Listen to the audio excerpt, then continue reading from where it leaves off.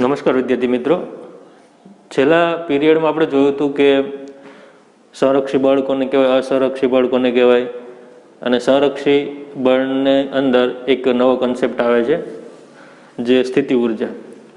બરાબર, તો સ્થિતિ ઉર્જા છે હંમેશા કયા બળ સાથે સંલગ્ન છે? સંરક્ષી.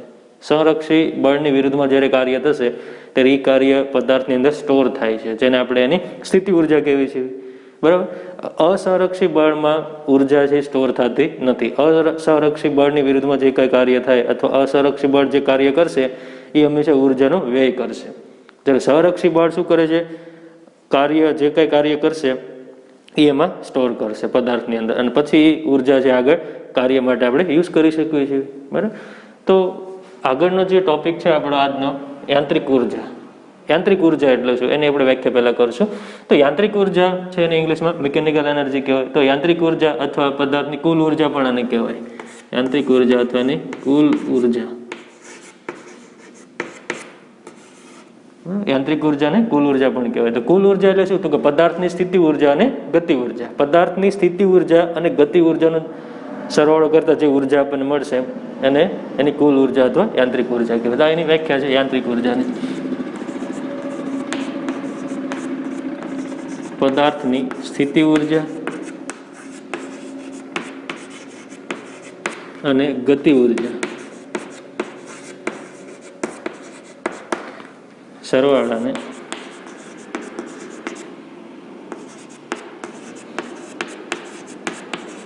પદાર્થની યાંત્રિક ઉર્જા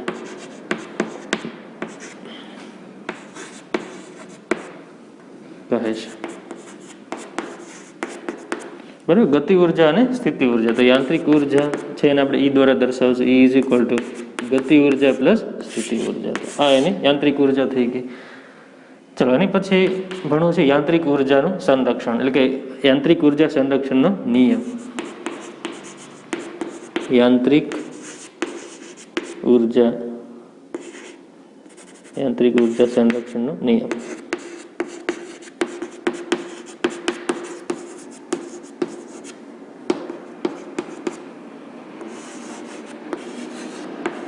બરાબર, સંરક્ષણ ફિઝિક્સની અંદર સંરક્ષણ શબ્દનો મતલબ એવો થાય અચળ રહેવું.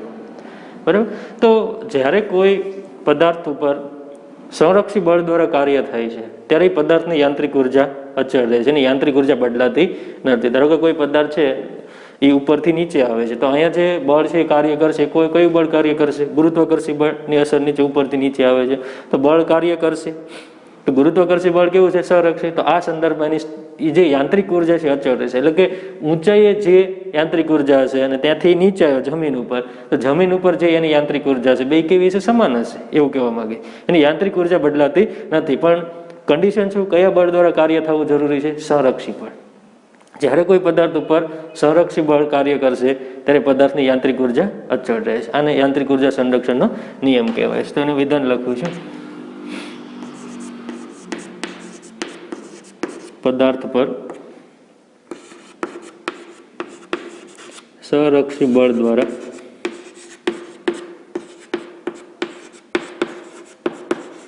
કાર્ય થતું હોય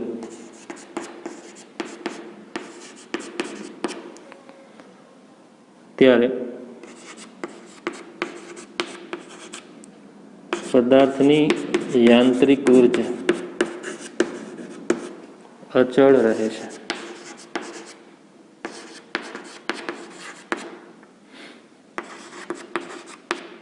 જેને યાંત્રિક ઉર્જા સંરક્ષણનો નિયમ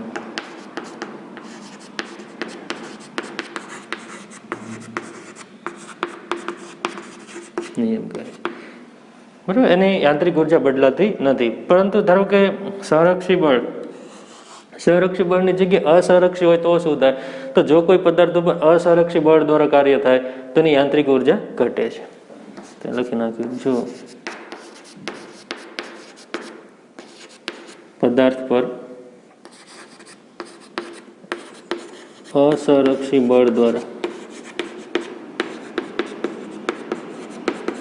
કાર્ય થતું હોય તો પદાર્થની યાંત્રિક ઉર્જા અથવા કુલ ઉર્જા ઘટે છે. અને આપણે ગાણિતિક સ્વરૂપમાં લખવી, યાંત્રિક ઉર્જા છે E ઇઝ ઇક્વલ ટુ આપણને ખબર છે K પ્લસ યુ. યાંત્રિક ઉર્જા એટલે ગતિ ઉર્જા પ્લસ સ્થિતિ ઉર્જા. હવે યાંત્રિક ઉર્જા સંરક્ષણ નિયમ શું કહે છે? એનો બદલાતી નથી, ફેરફાર થતો નથી, યાંત્રિક ઉર્જા અચળ રહે છે. તો આને ફેરફારના સ્વરૂપમાં લખવી, ડેલ્ટા, ડેલ્ટા છે ફેરફાર દર્શાવે, તો delta E is equal to delta K plus delta you. ઉર્જા સંરક્ષણ નિયમ મુજબ આ બદલાતી નથી, બરાબર. તો એનો ફેરફાર શું થશે? કોઈ પણ વસ્તુ છે જો અચળ હોય તો એનો ફેરફાર હંમેશા શું આવે? 0 લખી નાખ્યું, પરંતુ delta E is equal two 0 હોવાથી, બરાબર. ઉર્જા સંરક્ષણ નિયમ પરથી યાંત્રિક ઉર્જા સંરક્ષણના નિયમ, યાંત્રિક ઉર્જા છે એ અચળ રહે છે નિયમ મુજબ, એટલા માટે એનો ફેરફાર શું થશે? 0. તો એમ મૂકી દઈએ 0 is equal to delta K plus delta you. તો આ જે છે યાંત્રિક ઉર્જા સંરક્ષણના નિયમનું ગાણિતિક સ્વરૂપ છે, delta K plus delta you, delta K plus delta you is equal two 0. આ એનું સ્વરૂપ છે. એટલે કે ગતિ ઉર્જાનો ફેરફાર અને સ્થિતિ ઉર્જાના ફેરફારનો સરવાળો હંમેશા 0 રહેશે. એટલે કે એક વધશે તો બીજું શું થશે? ઘટશે. મિત્રો, એક એક્ઝામ્પલ આપણે કરવી યાંત્રિક ઉર્જા સંરક્ષણ નિયમ ઉપર, જેથી કરી આપણને વધારે ખ્યાલ આવે કઈ રીતે આ નિયમ છે એ વાપરવો, બરાબર. તો એક પદાર્થ છે ઉપરથી નીચે આવે છે, પેલા એ આગળ હતો, પછી જમીન આગળ પહોંચી ગયો. જમીન છે આપણે અહીંયા સંદર્ભ છે, બરાબર. સ્થિતિ ઉર્જા, જ્યારે પણ તમારે સ્થિતિ ઉર્જા ગણવાની હોય ત્યારે હંમેશા સંદર્ભ લેવો જરૂરી છે. તો જ્યારે પણ આપણે સ્થિતિ ઉર્જાનો કન્સેપ્ટ આવશે ત્યારે સંદર્ભ જરૂરી છે, અને સંદર્ભ તમે ગમે ત્યાં લઈ શકો છો. ચલો, તો એક એક્ઝામ્પલ ગણીએ તો A થી B આવે છે, એ આગળ સ્થિર હતો, એનો વેગ 0 છે, પછી નીચે આવે છે ત્યારે એનો વેગ આપણે ગોતવાનો, જમીન ઉપર જ્યારે પહોંચે ત્યારે એનો વેગ કેટલો હશે.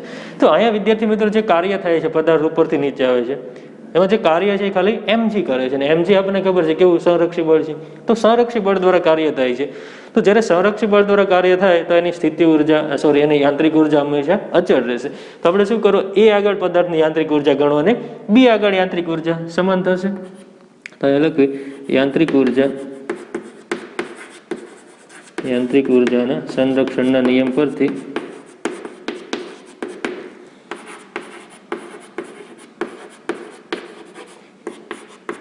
A આગળ પદાર્થની યાંત્રિક ઉર્જા ઇઝ ઇક્વલ ટુ શું થશે? B આગળ પદાર્થની યાંત્રિક ઉર્જા. યાંત્રિક ઉર્જા એટલે શું? તો કે સ્થિતિ ઉર્જા પ્લસ ગતિ ઉર્જા. તો A આગળ એની સ્થિતિ ઉર્જા અને ગતિ ઉર્જા ગણવી 0 છે, તો ગતિ ઉર્જા તો કેટલી થશે? 0. કારણ કે A આગળ કેવો છે? સ્થિર છે, તો એની ગતિ ઉર્જા 0 થશે. ચલો, સ્થિતિ ઉર્જા કેટલી થશે? તો સ્થિતિ ઉર્જાનું સૂત્ર આપણને ખબર છે, mgh. આ ઉપર છે, બરાબર. ઉપર છે તો કેવી આવશે? પ્લસ આવશે. કેટલો ઉપર છે? કેપિટલ H, તો થશે mgh. છેલ્લે આપણે સ્થિતિ ઉર્જાનું સૂત્ર તાર્યું હતું mgh. જો ગુરુત્વાકર્ષી બળની વિરુદ્ધમાં જાઓ તો mgh જેટલી વધે, અને ગુરુત્વાકર્ષી બળની દિશામાં જાઓ તો mgh જેટલી માઇનસ આવશે, બરાબર. પ્લસ હોય અને માઇનસ પણ હોઈ શકે સ્થિતિ ઉર્જા. ચલો, EB ની વાત કરવી હવે. EB એટલે શું? જમીન ઉપર એની કુલ ઉર્જા. તો ત્યાં તો એની પાસે વેગ આવી ગયો છે, વેગ કેટલો છે? V, જે આપણે ગોતવાનો છે. તો ગતિ ઉર્જા કેટલી થશે? 1/2 mv². ઓકે, હવે સ્થિતિ ઉર્જાની વાત કરવી તો સપાટી જે આપણે સંદર્ભ લીધો છે, અને સંદર્ભની ઉર્જા હંમેશા કેટલી હોય? 0, બરાબર. તો ખૂબ જ ઇઝીલી આપણે યાંત્રિક ઉર્જા સંરક્ષણ નિયમનો ઉપયોગ કરીને અને આ તમે પ્રવેગી ગતિના સમીકરણનો ઉપયોગ કરીને પણ તારવી શકો. તો બે માટે રિઝલ્ટ સેમ આવશે, પણ આ ઇઝી પડશે. તો આમાંથી આપણે V ને કરતા બને તો કેન્સલ થશે, તો આ થશે V² ઇઝ ઇક્વલ ટુ આપણને મળશે 2gh, બરાબર. V² is equal two 2gh. mm cancel થઈ જશે, 0 0 તો ગાયબ, 2gh. તેથી V બરાબર √2gh. આ જ પરિણામ તમે જે પ્રવેગી ગતિના સમીકરણો છે એનો ઉપયોગ કરીને પણ લાવી શકો, સેમ રિઝલ્ટ આવશે. V ઇઝ, પણ આ આપણને વધારે ઇઝી પડશે. એટલે કે શું થાય છે અહીંયા વિદ્યાર્થી મિત્રો, અહીંયા જ્યારે હતો ત્યારે એની ગતિ ઉર્જા કેટલી? સ્થિતિ ઉર્જા mgh હતી. એટલે આને આપણે આ રીતે તમે લખી શકો છો, mgh is equal two 1/2 m. હવે શું કહેવા માંગે એ જરાક સમજો. સ્થિતિ ઉર્જા છે એનું રૂપાંતર શું થઈ ગયું? ગતિ ઉર્જામાં. આવું કહેવા માંગે છે. યાંત્રિક ઉર્જા સંરક્ષણ નિયમ ઉપરથી આ ખ્યાલ આવ્યો કે પદાર્થ જ્યારે A આગળ હતો ત્યારે એની સ્થિતિ ઉર્જા હતી, જેવો એ નીચે આવે છે એટલે એની પાસે શું આવે છે? ગતિ આવે છે, બરાબર. તો આ ગતિ છે એ ક્યાંથી આવી? ગતિ ઉર્જા ક્યાંથી આવી? તો સ્થિતિ ઉર્જાનું રૂપાંતર શેમાં થાય છે? ગતિ ઉર્જામાં. જ્યારે જમીન ઉપર આવશે ત્યારે એની સ્થિતિ ઉર્જા 0 થઈ ગઈ. સ્થિતિ ઉર્જા શું થઈ ગઈ? 0. તો એ સ્થિતિ ઉર્જા ગઈ ક્યાં? તો કે ગતિ ઉર્જા રૂપે આપણને મળશે. બધી સ્થિતિ ઉર્જાનું રૂપાંતર કેમાં થઈ ગયું? ગતિ ઉર્જામાં, બરાબર. તો આ યાંત્રિક ઉર્જા સંરક્ષણના નિયમ ઉપરથી આપણને ખ્યાલ આવે એક ઉર્જાનું બીજી ઉર્જામાં શું થશે? રૂપાંતર થશે. સ્થિતિ ઉર્જાનું ગતિ ઉર્જામાં, ગતિ ઉર્જાનું રૂપાંતર સ્થિતિ ઉર્જામાં થશે. નીચેથી તમે ઉપર ફેંકશો ત્યારે એની ગતિ ધીમે ધીમે ઘટતી જશે, તો એની રૂપાંતર કેમાં થશે? સ્થિતિ ઉર્જા રૂપે. તે મિત્રો યાંત્રિક ઉર્જા સંરક્ષણના જે નિયમ આપણે ભણ્યા એના બેઝ ઉપર એક એક્ઝામ્પલ છે આપણે કરવો છે. ઉદાહરણ નંબર 6.7, બરાબર. તો ઉદાહરણ નંબર 6.7માં એક એમ દળનો પદાર્થ છે અને એક દોરી સાથે બાંધેલો છે. દોરીની લંબાઈ આપણને આપી છે L. આને ગોળ ગોળ વર્તુળાકાર ગતિ કરાવવામાં આવે છે પદાર્થને. પહેલા એ આગળ એનો વેગ v0 વેગથી એને ગતિ કરાવવાનો છે. એ આગળ એનો વેગ v0 છે, જે આપણે ગોતવાનો છે કેટલો હશે. v0 વેગથી ગતિ કરે છે. હવે શું થાય છે? અહીંયા દોરી છે એનું ટેન્શન એક સરખું રાખવામાં આવતું નથી. એ થી બી, પછી બી થી સી. સી આગળ પહોંચે ત્યારે દોરી છે ખૂબ ઢીલી કરી નાખવાની છે. ઢીલી કરશું એટલે એનું તણાવબળ કેટલું થઈ જશે? 0 થઈ જશે. તો સી આગળ એનું તણાવબળ આપણને આપ્યું છે 0 કરી દેવાનું છે. તો 3 સવાલ આપણે પૂછ્યા છે. v0 કેટલો હશે? એ આગળ એનો વેગ કેટલો હશે? બી અને સી આગળ વેગ કેટલો હશે? અને ગતિ ઉર્જાનો ગુણોત્તર પણ ગોતવાનો છે. તો આપણે યાંત્રિક ઉર્જા સંરક્ષણ નિયમનો ઉપયોગ કરશું અને પ્લસ એક બીજું ન્યૂટનના ગતિના નિયમનો પણ આપણે ઉપયોગ કરવો પડશે. આમાં 3 અનનોન છે એટલા માટે 3 સમીકરણ છે જોશે. તો પહેલા આપણે શું કરવું? એ આગળ એની યાંત્રિક ઉર્જા ગોતી નાખવી. બિંદુ એ આગળ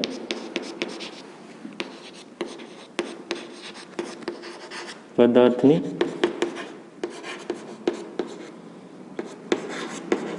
યાંત્રિક ઉર્જા E ઇઝ ઇક્વલ ટુ, આને આપણે સંદર્ભ લઈ લેવી. તો એની સ્થિતિ ઉર્જા તો કેટલી થશે? 0 પ્લસ ગતિ ઉર્જા તો કે 1/2 ને v0 સ્ક્વેર. તેથી E બરાબર 1/2 ને v0 સ્ક્વેર. હે. હવે એનું E આગળ ગતિનું સમીકરણ લખીએ આપણે.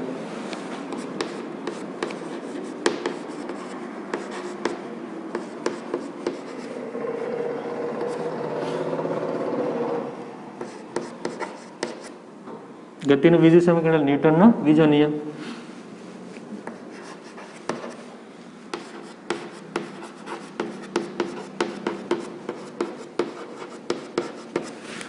તો બિંદુ એ આગળ ગતિનું સમીકરણ ન્યૂટનનો બીજો નિયમ લખવાનો, F is equal two ma, પરિણામી બળ. તો અહીંયા તમે જોશો એ આગળ 2 બળ લાગે છે. એક તણાવ બળ T લાગે છે અને નીચે mg લાગે છે. આના કારણે કેવી ગતિ કરે છે? વર્તુળાકાર. અને વર્તુળાકાર ગતિ પ્રવેગી ગતિ છે. એમાં કેટલો પ્રવેગ હશે? તો કે v²/r જેટલો.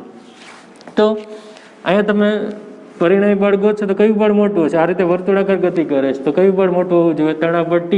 તો આ થશે T માઇનસ એમાંથી કઈ બાદ કરશે? mg is equal two m into a, બરાબર. તેનું દળ તો આપણને આપ્યું છે m. ચલો પ્રવેગ કેટલો હશે? તો કે v²/r. એ આગળ એનો વેગ કેટલો છે? v0. તેનો પ્રવેગ થશે v0²/r.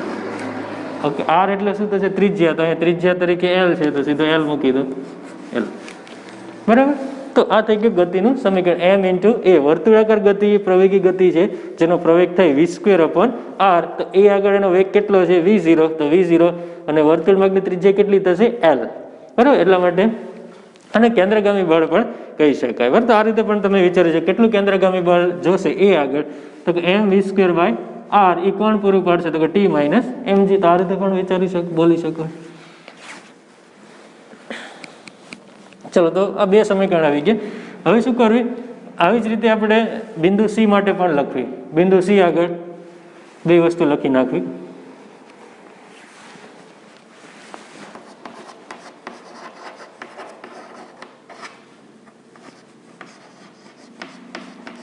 બિંદુ C આગળ પદાર્થની યાંત્રિક ઉર્જા. તો બિંદુ C આગળ આપણે યાંત્રિક ઉર્જા ગોતી નાખવી. યાંત્રિક ઉર્જા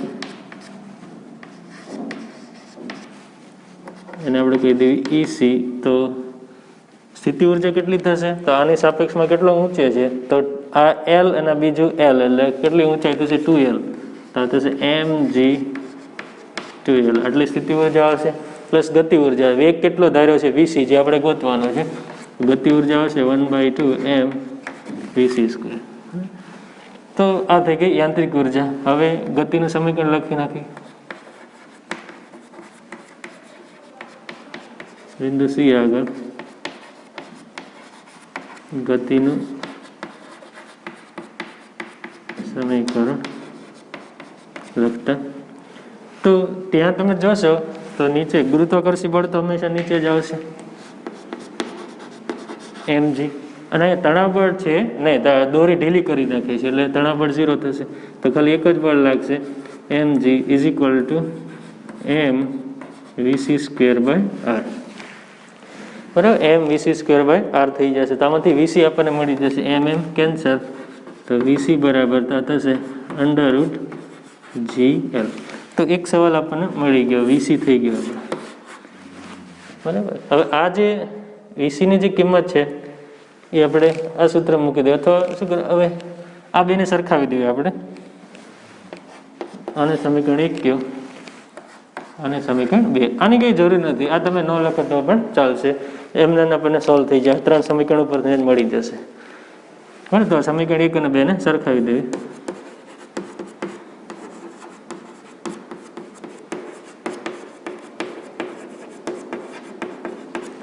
વીસી આપણને મળી ગયો છે જે આપણે ગોતવાનો હતો vc √gl. તો 1 અને 2 ને સરખાવશું તો આ થશે 1/2 m v0² is equal two, આપણે કઈ રીતે સરખાવશું એ પણ લખવું પડશે યાંત્રિક ઉર્જા સંરક્ષણ નિયમ પરથી. ઓકે, તો અહીં આપણે લખશું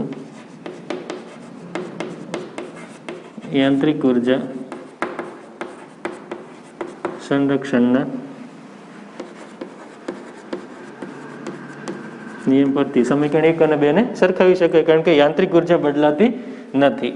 1 આગળ જે યાંત્રિક ઉર્જા હશે એટલી જ સી આગળ હશે, કારણ કે અહીંયા જે કાર્ય કરે છે કોણ કરે છે? mg. ઓકે, તણાવબળ દ્વારા કોઈ કાર્ય થતું નથી એટલા માટે. તો 1/2 m v0² is equal two mg2l plus 1/2 m vc². બરાબર થઈ જશે. ચલો m શું થશે? કેન્સલ. vc આપણને મળી ગયું છે કેટલું? √gl. તો એ કિંમત અહીં મૂકી દેવી. તો આ થશે 1/2 v0² ઇઝ ઇક્વલ ટુ આ થશે 2gl પ્લસ અહીંયા મૂકી દેવી. આ થશે 1/2 gl. વર્ગમૂળનો સ્ક્વેર કરેલો વર્ગમૂળ નીકળી જશે.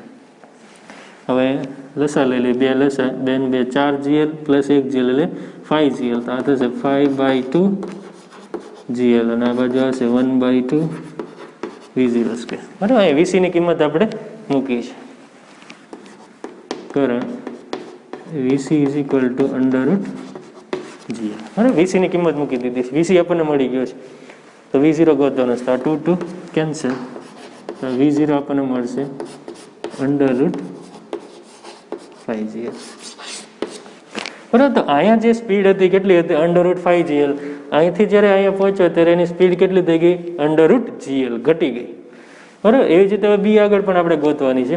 તો બી આગળ ગોતવા માટે વળી પાછો યાંત્રિક ઉર્જા સંરક્ષણ નિયમનો ઉપયોગ કરશું.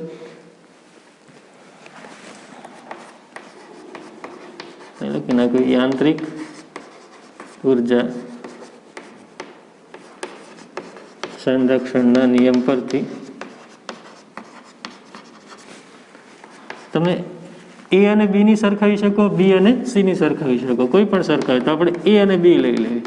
એ ઇઝ ઇક્વલ ટુ EB. તો એ આગળ તો આપણે ગણિતથી 1/2 mv0. બી આગળ આપણે ગણવી પડશે. બરાબર, તો બી આગળ એનો વેગ કેટલો છે? vb, એટલે ગતિ ઉર્જા આવી જશે. ચલો, સ્થિતિ ઉર્જા કેટલી? તો એની ઊંચાઈ જુઓ, સંદર્ભથી એની ઊંચાઈ કેટલી છે? તો આ એની ઊંચાઈ છે, તો આ કેટલી છે? l જેટલી. તો સ્થિતિ ઉર્જા છે કેટલી આવશે? mgl પ્લસ ગતિ ઉર્જા આવશે 1/2 m vb². બરાબર, હવે આપણને v0 મળી ગયો છે તો v0 ની કિંમત મૂકી દેવી. v0 કેટલું મળ્યું છે? √5gl. તો આ થશે 1/2 m √5gl નો વર્ગ કરશે એટલે આ થશે 5gl is equal two mgl plus 1/2 m vb². આ m છે એ કેન્સલ થઈ જશે. આ GL ને આ બાજુ લાવી દઈએ એટલે આ થશે 5/2 GL minus GL is equal two 1/2 VB square. બે લસા લેવી. ઓકે, તો 5GL માઇનસ 2GL એટલે એ થશે 3GL. 3GL/2 is equal two 1/2 VB square. આ 2 2 કેન્સલ, તેથી VB બરાબર થશે √3GL. બરાબર. તો વિદ્યાર્થી મિત્રો, આ રીતે આપણે યાંત્રિક ઉર્જા સંરક્ષણના નિયમનો ઉપયોગ કરીને અમુક જે પ્રોબ્લેમ છે આપણે ઇઝીલી સોલ્વ કરી શકીએ. એટલે કે જે ગતિ ઉર્જા હતી અહીંયા 5G અને √5GL, એમ જેમ ઉપર જાય છે એમ એની ગતિ ઉર્જા ઘટતી જાય છે. બરાબર. √5GL માંથી 3GL થાય છે. એની ઝડપ ઘટશે એટલે એની ઉર્જા પણ ઘટવાની છે. 3GL થઈ પછી GL થઈ, પણ એની સ્થિતિ ઉર્જા વધતી જશે. જેમ જેમ ઊંચે જશે એમ સ્થિતિ ઉર્જા વધતી જાય. તો એ ગતિ ઉર્જાનું રૂપાંતર શેમાં થાય છે? સ્થિતિ ઉર્જામાં. બરાબર. એક્ઝામ્પલમાં એક છેલ્લો પ્રશ્ન બાકી છે, KB/KC. ગતિ ઉર્જાનો ગુણોત્તર ગોતવાનો છે, KB/KC. તો KB એટલે થશે 1/2 m VB સ્ક્વેર. KC એટલે 1/2 m VC square. 1/2 m 1/2 m તો કેન્સલ, એટલે આ થશે VB square upon VC square. તો VB આપણને મળ્યું છે √3GL, તો એને વર્ક કરશે એટલે આ થશે 3GL. VC આપણને મળ્યું VC √GL, તો આ થશે GL. તો GL કેન્સલ, 3/1. તો આ થશે KB/KC. બરાબર. એટલે કે B આગળ ગતિ ઉર્જા, K આગળની જે ગતિ ઉર્જા હશે એની કરતાં 3 ગણી થશે. KB = 3 times KC. તો આ રીતે ગતિ ઉર્જા છે એ ધીમે ધીમે ઘટતી જાય છે. KB આગળ છે એ 3 ગણી છે KC આગળ કરતા. KC આગળ ઓછી થઈ જાય છે. મિત્રો, એના પછી આપણે સ્પ્રિંગ બળ દ્વારા થતું કાર્ય, એટલે કે સ્પ્રિંગમાં સંગ્રહ પામતી ઉર્જા છે એનું સૂત્ર તારવશું. તો કોઈ પણ સ્પ્રિંગ છે એને દબાવી હોય કે ખેંચવી હોય તો આપમેળે નહીં થાય. બરાબર. આપણે એના પર શું કરવું પડશે? બળ લગાવવું પડશે. પણ જેવું આપણે એના પર બળ લગાવશું તો સ્પ્રિંગની અંદર એક પુનઃસ્થાપક બળ છે ઉત્પન્ન થઈ જાય છે, જેને આપણે સ્પ્રિંગ બળ કહેવાય. અને એનું સૂત્ર આપણને ખ્યાલ છે. એનું મૂલ્ય કેટલું હશે? KX. અને દિશા કેવી હોય? વિરુદ્ધ હોય. સ્પ્રિંગ બળ જે છે કેટલું, એનું સૂત્ર છે -KX. માઇનસ છે એ દિશા દર્શાવે છે. બરાબર. તો એ હંમેશા એનું જે સ્થાનાંતર હશે એની વિરુદ્ધ દિશામાં હોય. મૂલ્ય કેટલું? KX જેટલું. બરાબર. તો આ બળ છે એ ઉત્પન્ન થઈ જાય છે, જે એનો વધારો અથવા ઘટાડાનો વિરોધ કરે છે. તો હવે શું કરવું છે? ધારો કે આપણે આજે એની લંબાઈમાં વધારો કરવો જ છે, તો શું કરવું પડશે? KX જેટલું બળ આપણે બહારથી લગાવવું પડશે. બહારથી જે બળ લાગે છે એનું મૂલ્ય પણ કેટલું હશે? KX. ઓકે, એને આપણે મેં F એક્સટર્નલ કીધું છે. તો બહારથી બળ લગાવી છે અને એનું શું થાય છે? સ્થાનાંતર થાય છે. સ્પ્રિંગ છે એની લંબાઈમાં વધઘટ થાય છે. બળ લાગે અને સ્થાનાંતર થાય તો આપણે શું કાર્ય થયું કહેવાય? તો આ જે કાંઈ કાર્ય આપણે કરવી જોઈએ એ બધું કાર્ય સ્પ્રિંગમાં ઉર્જા રૂપે સંગ્રહ પામે છે. બરાબર. કોની વિરુદ્ધમાં કાર્ય કરવું જોઈએ? તો કે સ્પ્રિંગ બળની વિરુદ્ધમાં. અને સ્પ્રિંગ બળ કેવું છે? સંરક્ષી બળ. તો આપણને ખબર છે સંરક્ષી બળની વિરુદ્ધમાં જે કાંઈ કાર્ય કરો એ બધું સ્થિતિ ઉર્જા રૂપે સંગ્રહ પામે છે. તો એટલા માટે જે કંઈ આપણે કાર્ય કરશે બધું સ્પ્રિંગમાં ઉર્જા રૂપે સંગ્રહ પામશે. અને જેવું તમે બાહ્ય બળ દૂર કરો તો એ પાછું આપણને ઉર્જા રૂપે પાછું મળશે, કાર્ય સ્વરૂપે પાછું મળશે. બરાબર. તો એનું લોજિક આ છે. સ્પ્રિંગમાં ઉર્જા ક્યાંથી આવે છે? તો આપણે શું કરવું છે? સ્પ્રિંગ બળની વિરુદ્ધમાં કાર્ય કરવું છે, એની લંબાઈમાં વધારો કે ઘટાડો કરવા માટે. તો આ જે કાર્ય કરવું એ સ્પ્રિંગમાં ઉર્જા રૂપે સંગ્રહ પામે, જેને કહેવાય સ્પ્રિંગની સ્થિતિ ઉર્જા. બરાબર. તો હવે એનું સૂત્ર તારવશું કેટલું. ધારો કે X લંબાઈમાં વધારો કરવો હોય તો કેટલું કાર્ય કરવું પડે, એટલે કે કેટલી ઉર્જા એમાં સંગ્રહ પામશે X લંબાઈમાં. તો આ જે છે, જ્યારે સ્પ્રિંગ સંકોચિત કે દબાયેલી કે વિસ્તરિત નથી ત્યારે એને નેચરલ લેન્થ કહેવાય. બરાબર. એટલે કે સ્પ્રિંગની લંબાઈમાં વધારો નથી અને ઘટાડો પણ નથી. બરાબર. તો એની નેચરલ લેન્થ છે. તો નેચરલ લેન્થ છે એને આપણે હંમેશા સંદર્ભ લઈશું. બરાબર. સ્થિતિ ઉર્જા હંમેશા સંદર્ભમાં જરૂરી છે. સ્થિતિ ઉર્જા માટે સંદર્ભ. તો સ્પ્રિંગની પરિસ્થિતિમાં સંદર્ભ કોને લેવાની? એની નેચરલ લેન્થને, એટલે કે એની જે લંબાઈ ઘટાડો નથી થયેલી એવી અવસ્થા, એને આપણે નેચરલ લેન્થ કહેશું. તો એનાથી આપણે X જેટલી વધારવી છે તો એમાં કેટલી ઉર્જા સંગ્રહ પામશે. અને સ્પ્રિંગ બળ આપણને ખબર છે અચળ બળ નથી. કેવું છે? ચલિત બળ છે. તો ચલિત બળ માટે આપણે કાર્ય ગણતા આપણને આવડે છે. બરાબર. તો આ લીધું સ્પ્રિંગ બળ છે કેટલું લાગશે? KX જેટલું. આટલું જ બળ આપણે બહારથી લગાવવું પડશે એની લંબાઈમાં વધારો કરવા માટે. તો કેટલું કાર્ય કરવું પડશે? તો કાર્યનું સૂત્ર છે આપણે આગળ બાહ્ય બળ દ્વારા સ્પ્રિંગની લંબાઈમાં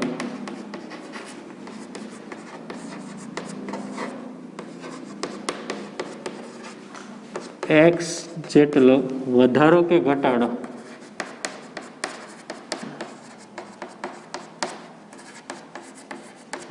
કરવા માટે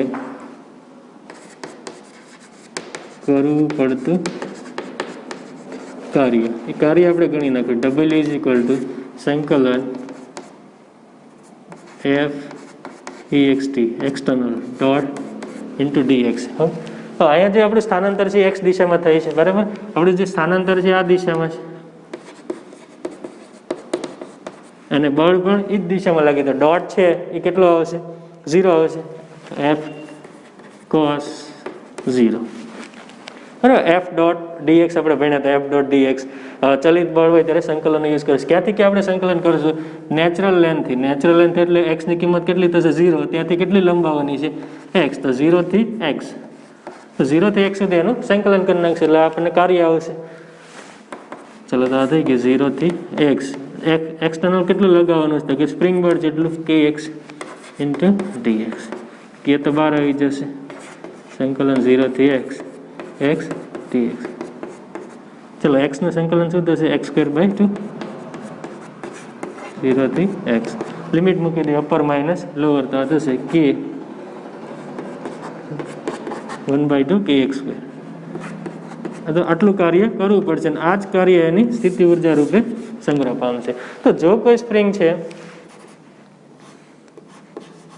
એને તમે એક્સ જેટલી લંબાવશો કે એક્સ જેટલી ખેંચશો તો એમાં એના માટે કેટલું કાર્ય કરવું પડે? 1/2 કે એક્સ સ્ક્વેર જેટલું. 1/2 કે એક્સ સ્ક્વેર. અને આ જે કંઈ કાર્ય કરશો એની સ્થિતિ ઉર્જા રૂપે સંગ્રહ પામશે, બરાબર. હવે અહીંયા તમે જોશો એક્સ જે છે એ એનો સ્ક્વેર છે, તો તમે એને લંબાવશો, આ બાજુ લો તો પ્લસ લો, આ બાજુ થશે માઇનસ, પણ માઇનસનો વર્ગ પણ શું થશે? ધન. તો એટલા માટે સ્પ્રિંગમાં જે ઉર્જા સંગ્રહ પામ હંમેશા ધન હોય. જે રીતે mgh છે ગુરુત્વીય સ્થિતિ ઉર્જા, એ ધન પણ હોઈ શકે, ઋણ પણ હોઈ શકે. જ્યારે સ્પ્રિંગની સંગ્રહિત ઉર્જા હંમેશા કેવી હોય? ધન. કારણ કે એક્સ નો શું છે? વર્ગ. એટલા માટે લખી નાખું સ્પ્રિંગમાં સંગ્રહિત ઉર્જા હંમેશા ધન હોય છે. શું કામ? તો કે એક્સ નો વર્ગ છે એટલા માટે, એક્સ સ્ક્વેર છે, બરાબર. તો એક્સ છે એને તમે ખેંચો એટલે એક્સ ધન બનશે, દબાવશો એટલે એક્સ શું આવશે? ઋણ આવશે. પણ ઋણનો તમે સ્ક્વેર કરશો તો પાછું શું થશે? ધન. તો બંને પરિસ્થિતિમાં જે ઉર્જા આવશે એ ધન જ આવશે. તમે એને ખેંચો કે દબાવો. સૂત્ર યાદ રાખજો કેટલી? તો કે 1/2 કે એક્સ સ્ક્વેર જેટલી, બરાબર. તો આ થઈ ગઈ સ્પ્રિંગમાં સંગ્રહિત ઉર્જાનું સૂત્ર.